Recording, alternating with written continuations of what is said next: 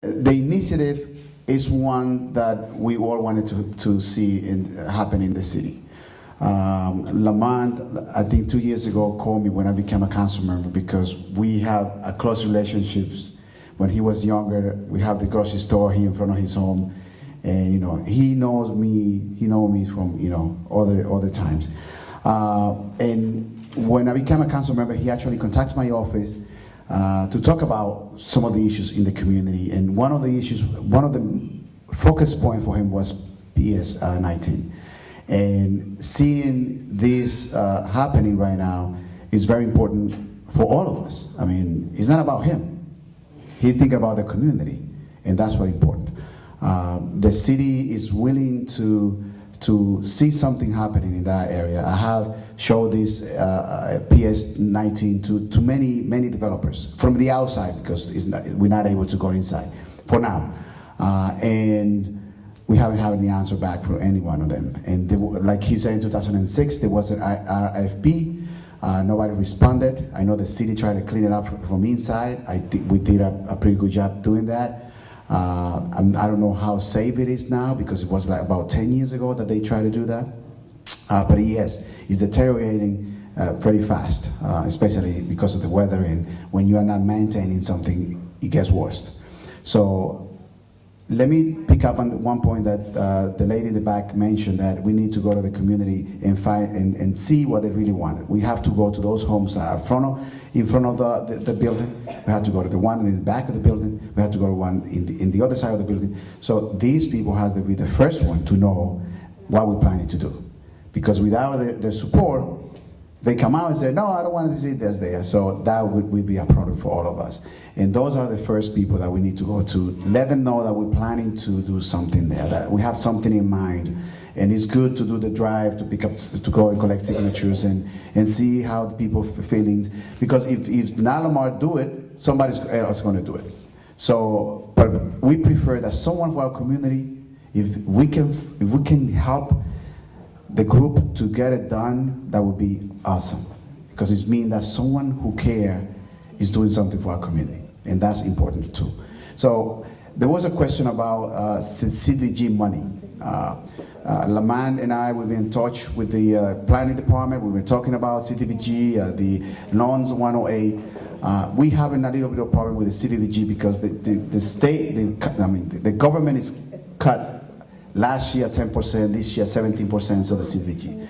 The CDBG money is usually used exclusively for project, as Lamar's talking about, some of the projects, not project like this, but give support to this type of project, support. So the money basically is used for base community organization, for churches, for schools, programs, because those go directly to the community. That's basically what the CDBG. Now the Section 108 loan is used for this type of project, completely for this type of project. However, if it's a private partnership, that's when the city, if you have funding, then the city said, we're going to help you with that amount. The city can also give you some tax incentive. That we've done it with big developers, why not to do in our community? So this is something that the city, yes, we do that, and we can help that happen. This is one of the easiest ones, especially if the building is going to stay.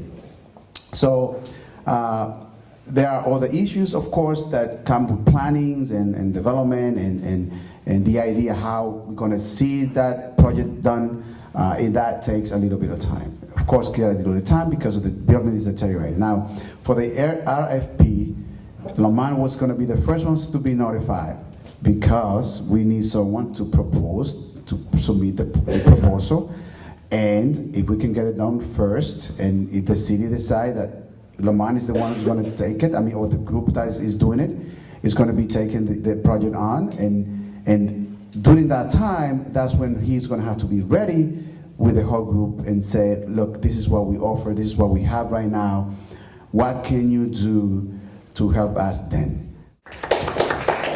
I won't keep you any longer. Wilson has pretty much reviewed most of what you need to know. I just want to compliment Lamont and his team for really putting a good presentation together. I mean, these are the kinds of things that help move a project along.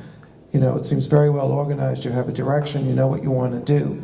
And that's very important when you're presenting this to other people in city government or when you're going for grants. I've spoken to Lamont directly. There's no need to share some of the issues, but Lamont is aware that there are some issues that obviously have to be addressed. I don't think they're problematic, but unfortunately there's certain systems that have to go into place.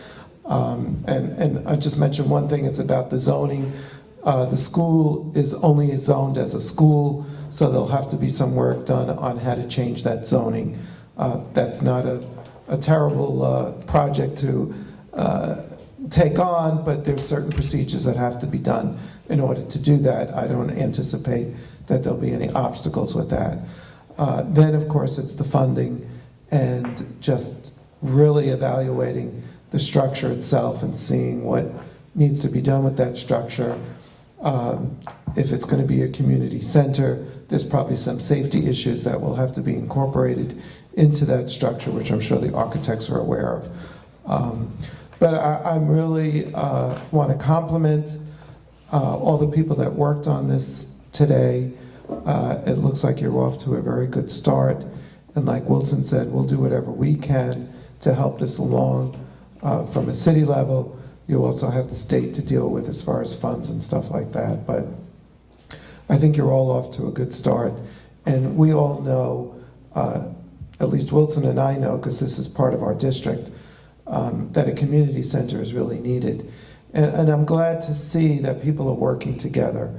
You know, for those of you that were not here early on, you know, we really do want to minimize this divide in the community between different cultures. We're all here in the community. We have probably one of the most diverse cities in the US besides New York City. I mean, we just happen to be close to New York City, but there are so many cultures here. Many, many, many cultures. I happen to have a district that I think probably has the most cultures, because I have a district that incorporates the very poor, to the pretty wealthy, to the white, to the black, to the brown. It's really a very diverse district. And I'm happy about that, because there's different needs, and hopefully we can address all the needs of all the different people.